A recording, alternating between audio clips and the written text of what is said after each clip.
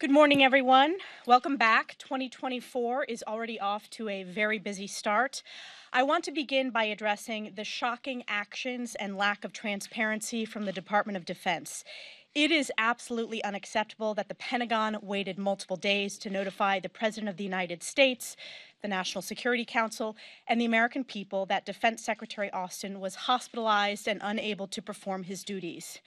I represent Fort Drum, home of the most deployed division in the U.S. Army since 9/11. There are currently thousands of 10th Mountain Division soldiers deployed in the Middle East. And while those brave service members were under attack by Iranian-backed terrorists, the Secretary of Defense was in the ICU, the Deputy Secretary of Defense was on vacation, and Joe Biden and the White House were completely unaware. In the chain of command, the Secretary of Defense serves as the connection through which the President commands and controls our armed forces. There will be a congressional investigation already launched by HASC Chairman Mike Rogers into this dangerous dereliction of duty, and there must be full accountability, beginning, I believe, with the immediate resignation of Secretary Austin and anyone who lied for him. I now want to turn our attention to Joe Biden's border crisis, which continues to be the #1 concern, certainly of constituents in my district, and one of the top concerns of Americans across the country. Last week, over 60 House Republicans went to Texas, led by the Speaker of the House, to see firsthand the catastrophe that Joe Biden's open border policies have created.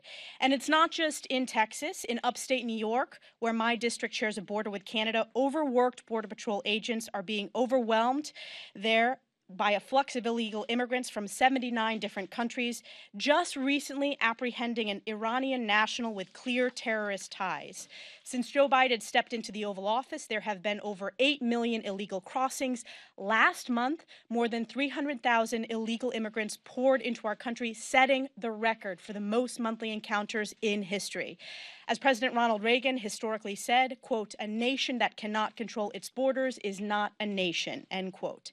Every day that Joe Biden and Secretary Mayorkas refuse to secure our borders, they fail the American people, sacrificing our nation's safety, security, and sovereignty.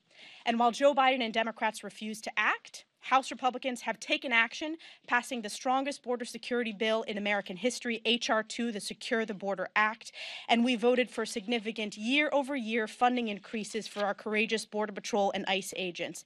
As we speak, House Republicans on the Homeland Committee are beginning the impeachment process of Secretary Mayorkas for refusing to do his job and refusing to uphold the law.